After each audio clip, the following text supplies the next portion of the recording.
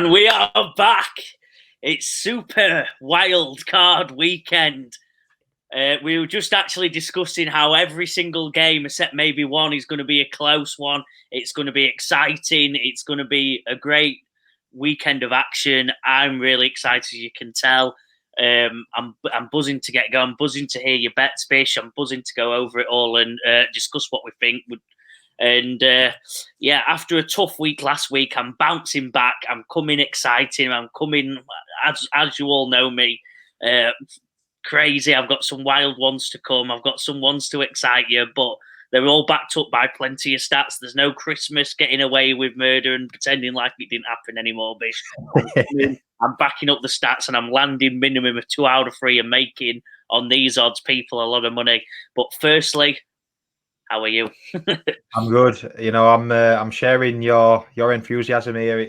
This is it, isn't it? We've played 18 weeks, 17 games have gone through, and now we're here at the business end. It's time for the big boys to show up and take the steps towards that Super Bowl. And just recapping on the season, like you said last week, I were only 1 out of 3 last week. Nick Mullins never disappoints. The fireworks were there in that game.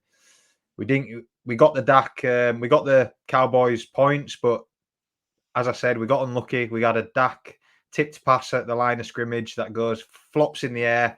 I was praying it hit the ground, but it didn't. It found a Washington defender. So yeah, we lost that one, and we were nowhere near on Khalil Herbert. So yeah, finished the regular season 3.5 units up. Which it's profit, but I'm a bit disappointed if I'm honest. But a 6% ROI, so we're doing all right, slightly better than sticking it in the bank. So yeah, not a bad year. But like I said, yeah, we're on to the business end now, and I think we in our season review show we went through our predictions, and I think we'll quickly, as there's only 6 games, I think we'll quickly go over them now, and just talk about each one really, how we see it going in the matchup. So. The first game, and they're all great times, UK as well. So the first game, Saturday, 9:30 kickoff UK time. We've got the Cleveland Browns going to the Texans here. And it's the rematch of the Amari Cooper, unbelievable 265 yards, 2 touchdown game. So I'm looking forward to that one. Obviously, CJ Stroud didn't play in the last one, so he's back in this one. And I've lent the Browns here. Just based on that defense, but I'm expecting a real good matchup. And how have you got it, Joe? Opposite to you, this Bish. As I said in the recap, I didn't think the Texans would make it this far. I had the Colts to win in my bets last week. I was impressed by CJ Stroud. We've been singing his praises all year. We've got to take a bit of toffee, both of us, Bish. I think earlier than most people, we were saying, "Wow, this guy's special," and then I went away from it, and I'm not making the same mistake. I think he is the man. He's healthy. He wasn't there for the last game. It took an Amari Cooper wonder game for them to win it in the last one. I just think there's too many injuries. They've done Stefanski, Flacco. You deserve every praise, every award there is to come. There'll probably have 2 coming your way in the off season, but I think this is Houston Texans, and I think we've seen, as the famous movie goes, a star will be born this weekend in CJ Stroud. Looking forward to it, and followed by that one, it's the late night Saturday night game over here. I think 1 o'clock kickoff. It's Miami going to the Chiefs, and a mouth-watering clash. This one. Tyreek Hill homecoming. And one thing we found out on the show, I think we have a new Miami Dolphins super fan. I thought I was the only one, and all along I've been trumped. But yeah, pretty unanimous. We all leaned the Dolphins, and I think the biggest thing for the Dolphins is that they're struggling on defense. They've got a lot of injuries, and it's a cold weather game as well. Going to Arrowhead, it's going to be cold, it's going to be loud, it's going to be very noisy. So we'll see how Tua gets on. We know the Chiefs have struggled all year, but yeah, maybe heart over head on this one. I'm just going to lean Dolphins on here. I just think they are capable of being very explosive. It takes one slip from Snead, and it could be 7 points for Hill or 6 points for Hill. So I think that could be the difference. Yeah, I think the Chiefs' defense has been good, but like you said, it's been so good because of Snead and how good he's been as guarding, as covering. Sorry, we're not talking NBA, as covering the number one receiver in each team. I think Tyreek's unguardable. Like you said, he's got one or two big plays in it. With the weather, with the circumstance, I think all you'll need is one or two big plays. If it is bad weather, it's gonna go. A lot of the times it goes down to the rushing game. I love Pacheco, but I'm taking Mostert and Achan. Achan's yards per carry is just, I think it's somewhere in like 7.8. It's something ridiculous. He's nearly earning a first down every time he carries the ball, which is just insane. I think they're both fit. I think they're both at it, and I'm taking the running game from Miami to beat, sadly, Pacheco, even though I have a lot of respect for him. The maddest runner, maddest highlights runner you'll ever see. But I think Miami topped this one in like you said, a topsy-turvy game. A lot of storylines. Yeah, the Chiefs get humbled this week, I think, Bish. Big statement that will be if the Dolphins can pull that one off. And then rolling on to Sunday, the first game, 6:00 game. It's the Buffalo Bills versus the Pittsburgh Steelers. Bills locked in that number 2 spot with that win last week. Get a home game now against the Steelers, and it's the -10 on the handicap. So the bookies, and I'm sure pretty much I'd say 99% of the population can only see it going one way, and it could be a nice game for.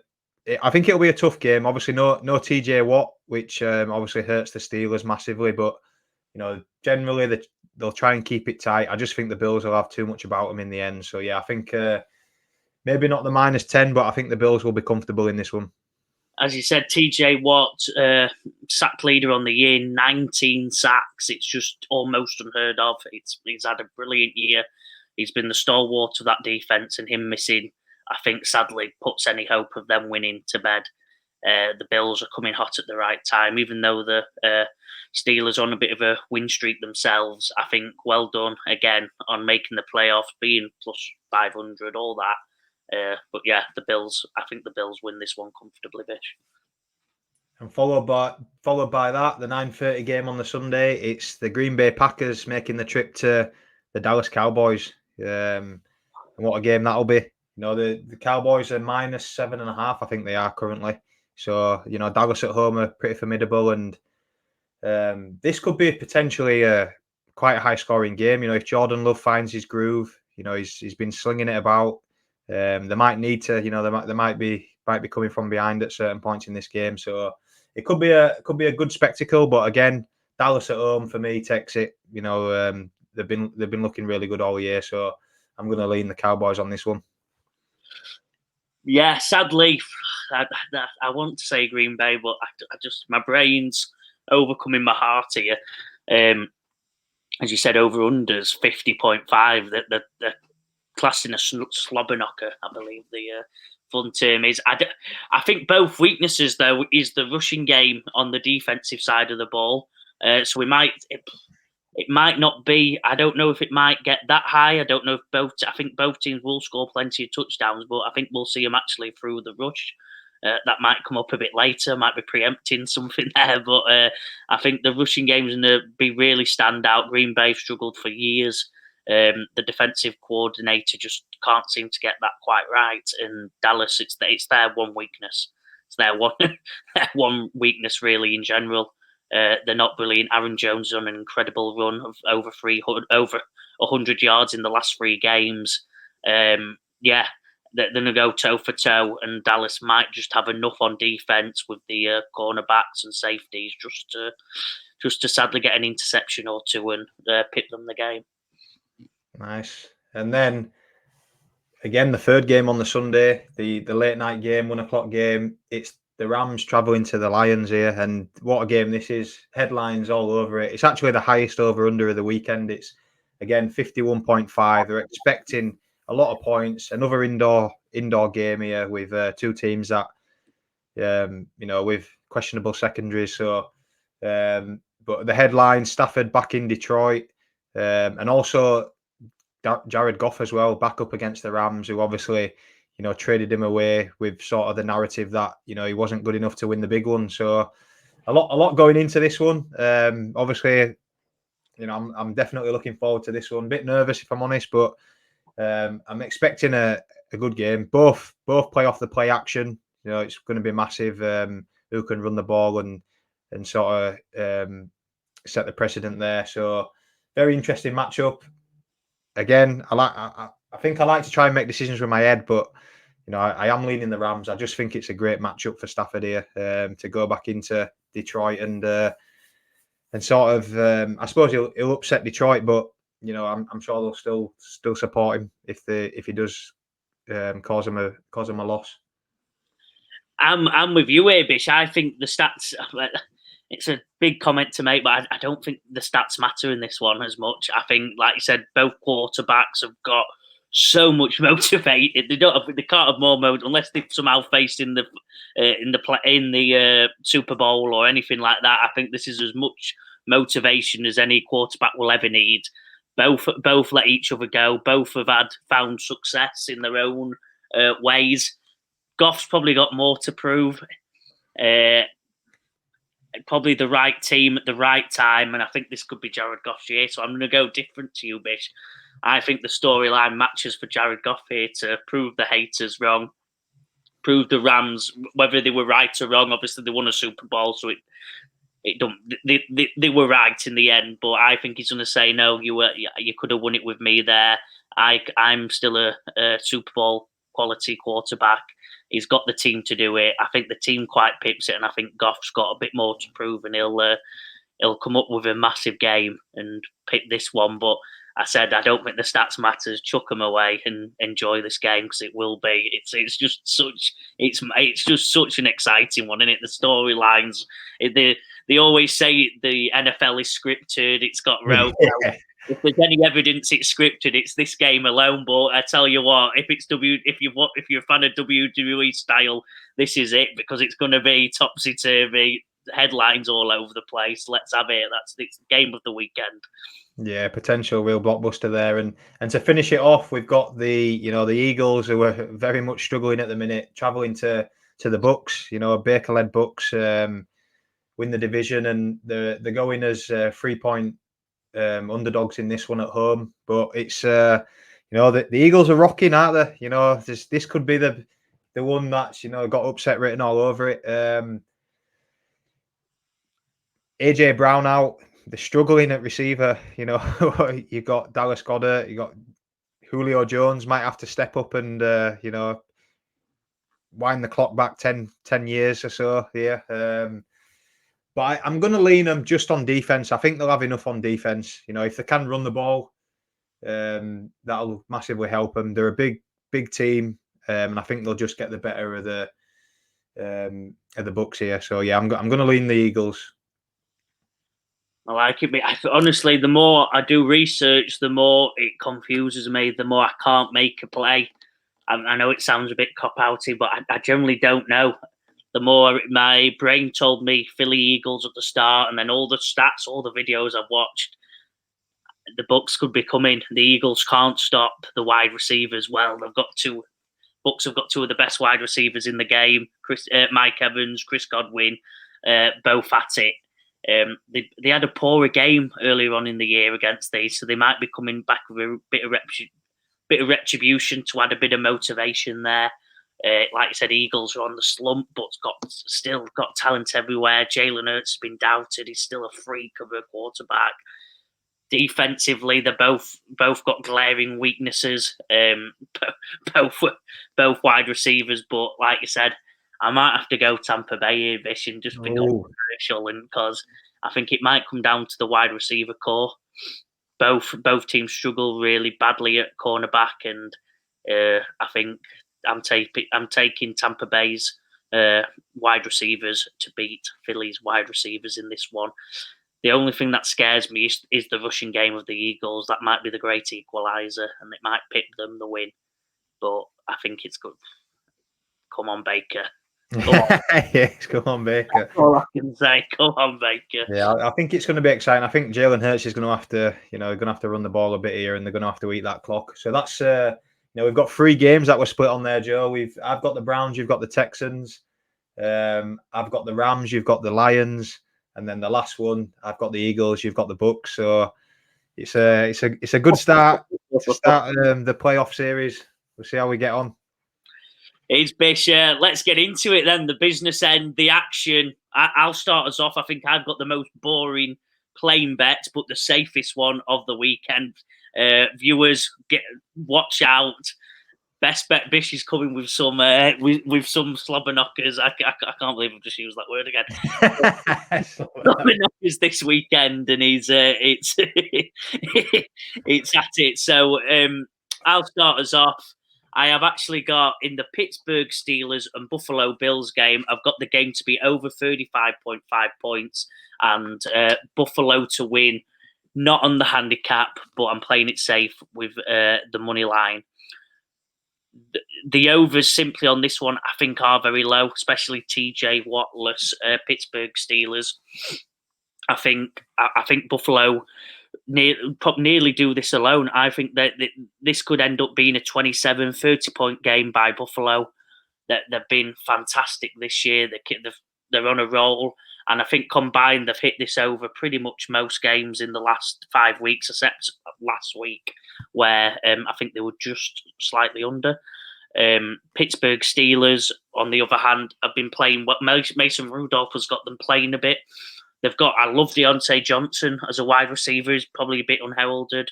I love, obviously, George Pickens, the big play merchant himself. Never has many receptions, but always for about 50, 60 yards, some crazy play that he makes every game. And he's give them a chance because he's willing to throw the ball about and get them playing. Najee Harris has actually stepped up a bit and said, no, I've still got a spot. I might be a bit slow, but I can hit the gap. I'm a tough runner. And he's been stepping up in recent weeks. And I think he's a big reason they've been getting some more points on the board.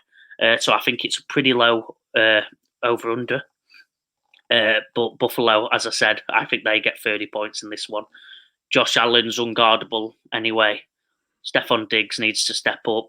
But they've got the rushing game. James Cook's been much better in recent weeks. All season long, actually, it's probably been under desert. I forgot the word. What's the under? Not been given enough respect, basically, on the year. He's actually had a very good year, James Cook. I think Buffalo get a lot of points. Pittsburgh Steelers get about 15, 16 points here, and the Buffalo take the win in a comfortable lead.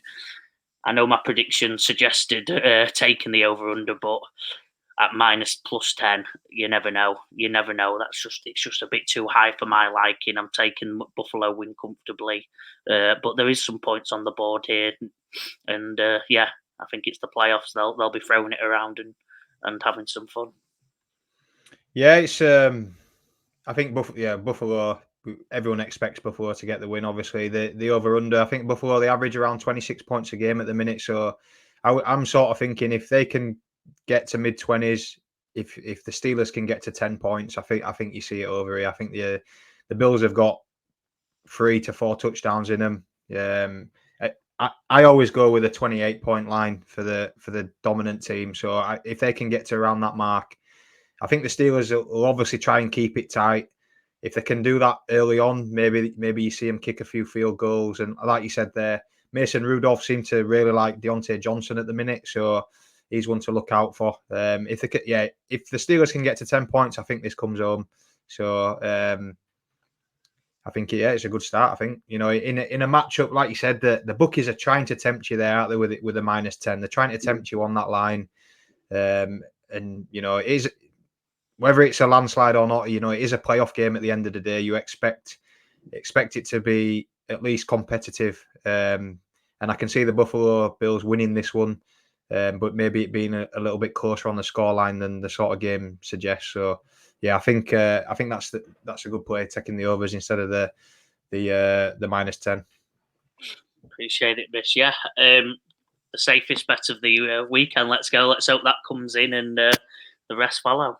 Yeah, nice. Take us through your first bet, Bish. My first bet, and it's in the Dolphins Chiefs game, and it's 2 player props that I've stuck together that I really like. It's Isaiah Pacheco over 15.5 rush attempts, and Tyreek Hill over 6.5 receptions, and that's coming in at 2.5 there, as you can see, 6-4 fractions. And this is just based off, the sort of game script that I see happening. I can see that the Chiefs, everyone's talked about them all year long. The receivers out there, they're struggling. And since the bye, they've relied on Pacheco a lot to sort of get the ground game going, trying to take some pressure off those receivers. And since the bye, he's had 15 or more carries in 4 out of the 5 games. And the one game before the bye was against the Chiefs in Germany, and he had 16 carries in that one as well. So I just think the game script will be for them to run the ball and try and do what the Bills did to the Dolphins last week in the second half and just wear out this defense. They've not got much cover on defense, as we spoke about earlier. They're running out of linebackers, to be honest. We've got Bradley Chubb and Jalen Phillips on IR early on in the year. And then this week, we've just had Jerome Baker and Van Ginkel, step on IR as well. So that's 4 linebackers gone. The secondary, Howard looks doubtful. And then you've had Javon Holland, Jalen Ramsey and Deshaun Elliott all questionable and missing practice this week as well. So I expect them guys will go, but there's just no depth. And if the Chiefs can run the ball, I think they'll do some damage here and just keep Pacheco in the game. And just looking at Tyreek Hill, well, big players step up in big moments, and I think this is his big moment. It's homecoming. He's played against the Chiefs. Obviously, we've just spoke about there in Germany, but back to Arrowhead. This is a big game for him, and as I've said all year, whether it's this show, whether it's the debrief, the Dolphins offense revolves around Tyreek Hill. When he's on the field, it opens everything up for him. I think you spoke about the running backs. You're taking the running backs to just do a number on the Chiefs, and it all comes from Tyreek Hill just scaring the defense, so they can't stack that box. He's played 16 games on the year, just missed one with an ankle injury, and he averages 7.4 receptions a game. His last 3, all big games against the Bills, the Ravens, and the Cowboys. He's averaged 7 catches a game as well. So he's hovering over that 6.5 line. The earlier performance against the Chiefs, he had 8 receptions on 10 targets. So again, he was over that line, but he only had 62 yards. They're trying to get him the ball early, get it on screens, quick passes. The Chiefs are all over it, but for us, we don't need the yards. We just want the receptions. And I think such a big game, you want your best player with the ball in his hands as many times as you can. So for me, he's just going to get the ball constantly, and that's all we're looking for here. So just to recap, it's Isaiah Pacheco over 15.5 rush attempts and Tyreek Hill over 6.5 receptions. Yeah, I actually like both of these. Bish, I watched a video. I think his name's Brett Coleman. Apologise if I got it wrong. He does like NFL analysis, getting the videos up, and his title was Andy Reid, please run the ball. His whole argument was, like you said, their only chance of winning this one is if they just pound it down and pound it down and pound it down and take on the Miami defense. You covered it brilliantly, Bish, with all the stats, and I think they have to try slow it down, keep the score as low as possible, and hope that Pacheco really steps up here and does a number. You said it yourself, does a number and tires out this defense that haven't played much and haven't had a good chemistry. Haven't got great chemistry together because there've been so many injuries going into this game. Tyreek Hill. Even if Snead does do a good job, I can see they're going to manufacture him, as you've said, so many touches. They're just going to manufacture screens, short balls, pass it under out. Everything is going to be towards Tyreek Hill getting the ball. I think he'll get 3 or 4 receptions within the first quarter, Bish. I think they'll manufacture it early, get him warm, get him at it, get him into the game. They don't want a cold Tyreek Hill going into the third and fourth quarter. If Chiefs are doing a good job, they want him ready and at it. And I think they're going to keep manufacturing as many touches so they know that he'll be ready to make that big play when they need it later in the game. So yeah. Like these. Lovely. Yeah, I'm looking forward to this game. Should be a good one. Yeah, you sold it well, and it makes me really. You nearly made me change my bet to the Chiefs because it's a bit like you said, that defense is very worrying. I'll go next, Bish. I'm calling it my most well-researched bet of the year. It's a very interesting one. It's Cade Otton over 23.5 receiving yards, over 2.5 receptions, and Fletcher Cox to record a sack in the game. Let's have it, 17-4. Let me just bring up my stats. I've got Philly's averages against tight end on the whole season. You've got 5.24 receptions. You've got 51.76 yards per game. They're not good at defending the tight end position all season long. That it's been their weakness. Forget about all the other defensive issues they've had recently. This has been a season-long issue. There's not too many superstar tight ends in the league at the moment. So that's probably why this number's not even higher. But yeah, I've got this down so much. Cade Otton, he's averaging around 2.8, 2.6 receptions a game. He's averaging about 25 receiving yards a game. So he actually hits over on his averages per season on both of these stats against a defense that's just getting worse and worse at the moment. I think I can't see a world in which they don't go to him. Baker's going to have to throw the ball. The storyline is the defensive line of Philly is their greatest strength. They'll stop the run and try get to Baker as quick as possible.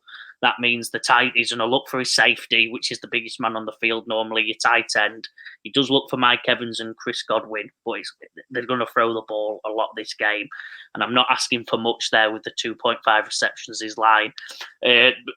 Philly, as I said, they can't defend the thing. They've been averaging 51.76 yards a game to all tight ends season long. I think he might only need one or two receptions to get over this line. It's quite shocked to say the receptions to line mark, knowing Philly's struggle at the position. And I'm even more confident because they've not got any other tight ends. It's not like these averages are split between 2 or 3 tight ends at Tampa Bay. I think the second highest receiver is Clift, and he's nowhere near. It's Cade Otton's tight end position, and he's a receiving tight end. He might not be the best. He might not be one you talk about in future years, but in this game, all the stats are suggesting it's going to be him. And just to even more, this is not even stat. This one's not stat based. They're going to be defending Mike Evans. They're going to be trying to defend Chris Godwin.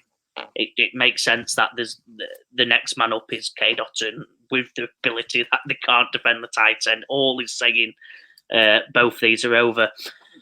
Tampa Bay can't defend the run. What does that mean? They've got horrible, and I think I should have got the exact stat, but they've got horrible interior offensive linemen.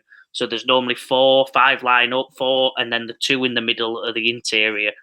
They've been awful all year. They've mixed and matched all year. They've got Tristan Wirfs, who's the only man that can do any blocking. He's been put in about 3 or 4 different positions all year, and that's because they've needed him, because the interior can't stop anything, and that's why I've got Fletcher Cox in. He's had 5 sacks on the season, and for an interior defensive lineman, that's okay. They're there to stop the run on the defensive side of the ball, but I think they'll get through with the storyline of them having to get to Baker early and often. It's no open up. Fletcher Cox is a brilliant defensive lineman in the middle, one of the stalwarts of the team, one of the players who's been there for many, many years, and he's going to step up and record a sack and do his best to make Philly win this one. Nice, yeah, and I think what falls into that one nicely as well, we've seen Baker last week. You know, he's carrying a few injuries. He's got a shoulder injury. He's got an ankle injury. You know, he's hobbling about. So, and the D line for the Eagles is going to have to step up. They're going to have to help this offense out. So, yeah, I expect a big game from them. I like Cade Otton, like you said. I like that. I like everything that's gone into it. The research, the stats, and like you said, with Mike Evans and Chris Godwin stretching the field, it's going to leave the middle of the field open. So, if Baker's feeling that heat, hopefully, like you said, he can get it off to him. So yeah, I'm liking this one. Great odds as well. So I wonder if that comes with adding the sack. Obviously, it boosts the odds quite a bit. So yeah, the last game of the weekend, it's it'll be a nice one to finish on. Let's go, Bish. Yeah, come on. I've got this one. I've done all the math adds up. We're landing this bet. Nice. Bish, take us through your second bet. My second one is the Cowboys -6.5 and over 27.5 team points here. The line is actually, I think they're -7.5. But as I've said many weeks, I like to be underneath the touchdown if I can be. So I'm just knocking it underneath that touchdown. The Cowboys at home, formidable as we've talked about. All but one game this year they've scored over this point mark. The one game they didn't was the last one against the Lions, 2019 win, but a little bit of a scare. They nearly lost it at the end. The Lions went for a 2-point play that the refs managed to mess up, so it meant the 2 points didn't count for the Lions. So it keeps that home run going for them. They're actually, I think it's 16 games at home. The last 2 years they're unbeaten at home. So they're a very tough team to beat at home, and it's the Dak and CD Lamb connection this year has been top 3 in the main categories. 135 receptions, which is ranking Lamb number 1. 1,749 yards, which is second behind Tyreek, and 12 touchdowns, which is third as well. So it's a great combination. But the combination that I think is going to deliver for him this week, and we spoke about it a bit earlier, it's that matchup against the run. The Packers are ranked 28th against the run here. Notoriously, I think, Joe, you've said it many a weeks. It's notoriously the Packers for the last few years. They can't stop the run. And if those sneaky backers out there, Tony Pollard can get stuff done here, I think. And it only adds up to the play action and stretching the field and open it up for CD Lamb too. So that's where I think the points come from. I think we can get 4 touchdowns there, which takes us over that the 28-point mark. Just looking at the Packers, just for some balance, they're actually, they're actually finished the season very well. I had high expectations. Some laughed at me a little bit at the beginning of the season, and the first half of the year, it was laughable. They took a while to get going, but they've turned it around. They've won the last 3. They've won the last 8 out of 10 games. So they're very hot. The only 2 that they lost in that sequence was probably 2 disappointing ones. They lost the close one to the Giants, where they were expected to win, and a blowout at home against the Bucks. And I just think sometimes you get that with young teams. They are the youngest team in the NFL, which is incredible effort on its own. Getting to the playoffs, and I just think sometimes you get that. But Jordan Love is red hot. 32 touchdowns on the year, ranked second of all quarterbacks, over 4K passing yards. So he's really at home. He's throwing that ball left, right, and centre. But for me, that probably the most valuable weapon for the Packers in this game is Aaron Jones.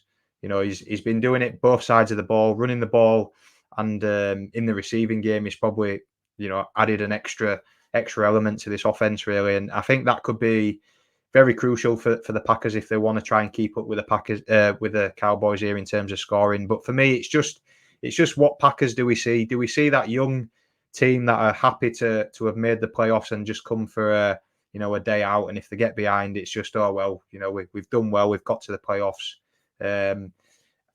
I just think this Cowboys team at home, a bit of a juggernaut. They're looking good.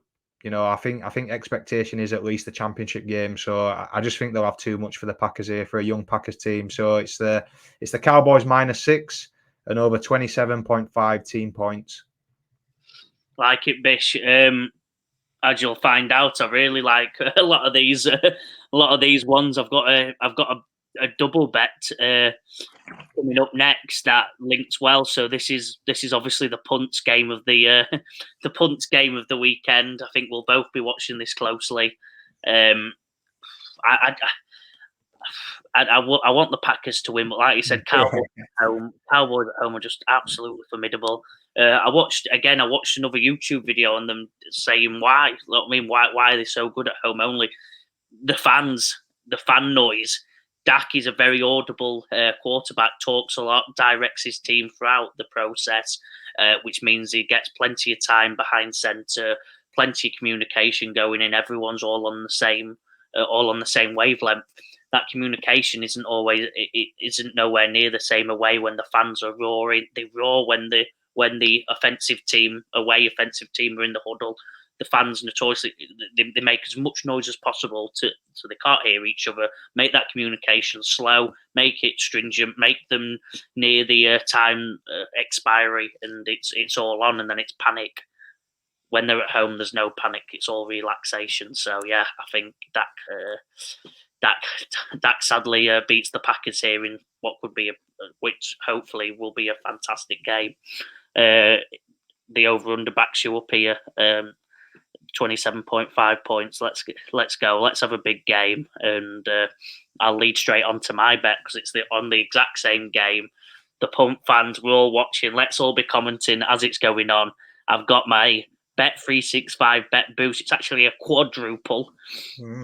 I've got Aaron Jones, Tony Pollard, both individually getting 75 plus rushing and receiving yards combined. Well, in the last three weeks, Aaron Jones has done this single-handedly in his rushing. So I'm not too worried about Aaron Jones. Dallas ranked 16th in rushing defense, so they're not brilliant. They're on the bottom half of the league. It's their one weakness in the defensive side of the ball. Packers are going to want to get Aaron Jones going early. He's the one man who's been to the playoffs quite a few times now. He's been in these positions. He's been in these big games, and he's also stood up in these big games. He's not, I don't know if he's quote unquote a Packers legend, but he's certainly been there throughout the Rodgers years and had some fantastic games. Rodgers always relied on him, even in the receiving game. They use him everywhere. He's not had the greatest of seasons, but his form's hitting at the right time, and I think they'll want to get the rushing game going to try slow that Dallas offense down. And that's going to be done through Aaron Jones. And you said it yourself, Bish. You said the stat for me. Tony Pollard, whether he's brilliant or not, whether he's hit this line or not, I'm not too worried. The Packers are atrocious at defending the run. There'll be two names that are named a lot for Dallas. It's going to be Tony Pollard, and as you said, it's going to be CD Lamb. When it's not when you don't see Tony Pollard, he's going to be passing to CD. But Tony Pollard's going to set it all up, set all the offensive strike up for Dallas by taking the run down, really getting them to stack the box because they can't stop Tony. He's actually had an okay. He's actually had an okay year. He's just not had many touchdowns, so fantasy owners are not happy with him at all. But he's not too bad. He's not too bad in the rushing department. He's averaged 4 plus a carry, which isn't amazing. He's had, like I said, he's had 6 touchdowns, but he's got over 1,000 yards. He's got 1,005 yards. They've used him a lot. I think he gets over here. They're going to set up all their offensive scheme by getting Tony going nice and early. I expect 40 to 50 within the first quarter and a half, and let's hope they're ahead enough to finish the game with some nice rushes from Tony, and hopefully he can get a touchdown. The touchdowns are anyone's guess, to be honest. Both have struggled on the touchdown department, but I think they're going to use Aaron Jones all the time in the receiving game, rushing game. And Tony Pollard, let's hope he can grab a touchdown. That's where the odds are, them touchdowns. You can never put anything on them. They might get one, they might not. It's impossible to tell. I'm hopefully banking on the rushing and receiving yards combination, and let's hope the touchdowns happen, Bish, because as we know with Tiger and others, it's a minefield getting the touchdowns. Yeah, it's a tough one. I like the yardage. I think Aaron Jones covers most of that receiving, and I think Tony Pollard covers it on the ground. I think he was just over, maybe he had 72, 73 last week, and he subbed out in certain periods because it was a bit of a blowout. So yeah, I think they both cover the yardage. Like you said, touchdowns, it's a bit hit and miss. I think Pollard will have probably more opportunities. I expect Cowboys to be in that red zone quite a bit. So hopefully, we can get that one, because again, that would be another nice one, and another step closer to securing sponsorship next season. Bish, take us through your final one. My third and final one, it's the Rams money line. It's definitely a head bet, and we've spoke about these two teams a little bit earlier. The storylines are there. Stafford back in Detroit, first playoff game in 32 years. Jared Goff traded away from the Rams with a narrative. He's not the man to get it done. But I think both of these teams are very similar. Both teams, I said earlier, bad secondaries. The Rams ranked 20th, the Lions 27th against the pass. They give up big plays quite often, but they both like to run the ball. The Rams, Kyron Williams since the bye has been on fire. Top three running back in terms of yardage, and he's missed 5 games. So that's scary how good he's done there.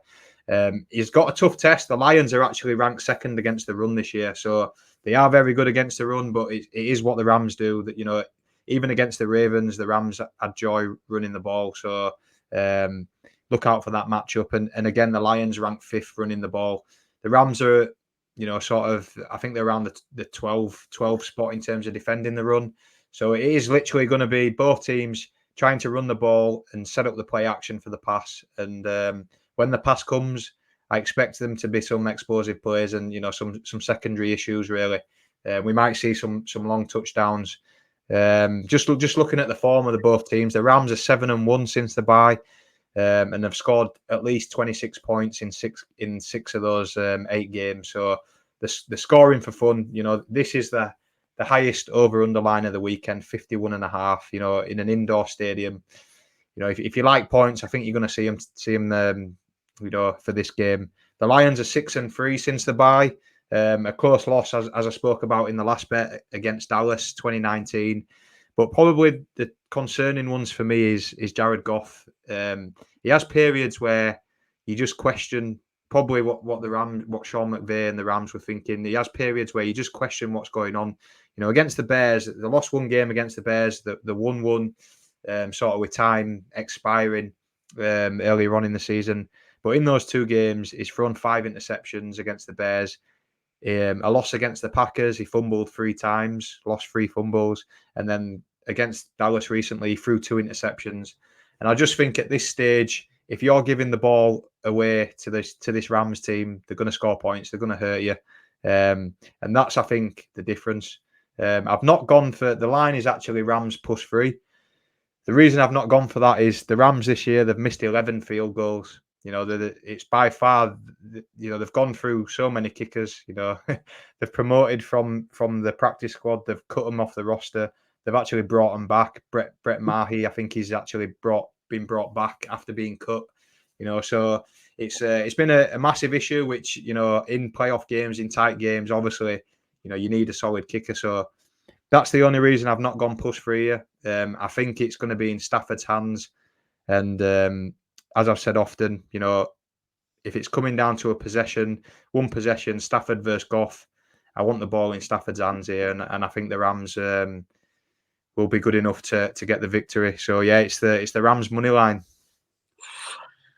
As I said, Bish, this is the one where I've got to disagree, haven't I? I can't change my mind. You give a fantastic argument. You nearly did change my mind. I just think I think the Rams in the next year or two have got a good chance at maybe doing amazing things in the playoffs, maybe making near a Super Bowl if they get 1 or 2 more on the defensive side. If Stafford can go again one more year, which all indications are that he can. They've got Puka, they've got Cooper Kupp aging, but them 2 alone, what a wide receiver room. I just don't think it's their year. Kyron's still young, plenty of things he's had in his injury. He's come back. What a season! I think it's all going to go into next year. I think that's the one. I think Donald goes again one more year, and they go, all right, touch Super Bowl or bust one last time through a big Aaron. I don't think this is the one. I think Detroit have got the team. I think they've got like you said, the quarterback's the big issue. Can Goff do it? I've got a feeling he might do. Just by pure ambition and motor and wanting to prove people wrong.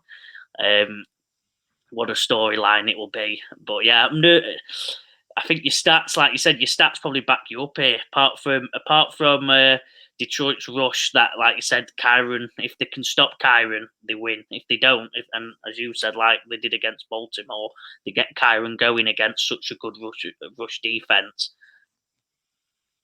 It's all over. The Rams win this one. So I think if I can write down a prediction, my prediction will be you'll be able to tell in the first quarter who's winning this, regardless of the score. If Kyron's struggling on the run, Detroit win. If you see a bit of success, I think the Rams pick this one and win. So I think that'll be my storyline to watch out for in that first quarter if you're still up. But otherwise, Bish, yeah, it's a big call and I like it. Yeah, I'm swinging for the fences here. Like you said, it's the playoffs. It's win or bust, and it's literally that for me. It's we're either a good weekend with a lot of profit, or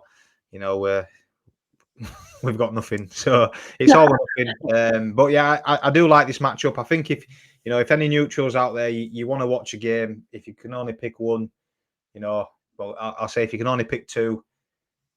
Well, I'd say three. Anyway, let's stick with one. If you can only pick one, it's this game. I think it is both teams are closely matched. I think you're going to see a lot of explosive plays. You look at both teams. There's explosion everywhere. Jahmyr Gibbs scares me. He could open one up and go to the house. But you touched on it. It's Jared Goff. If it's just maybe he tries a little bit too hard.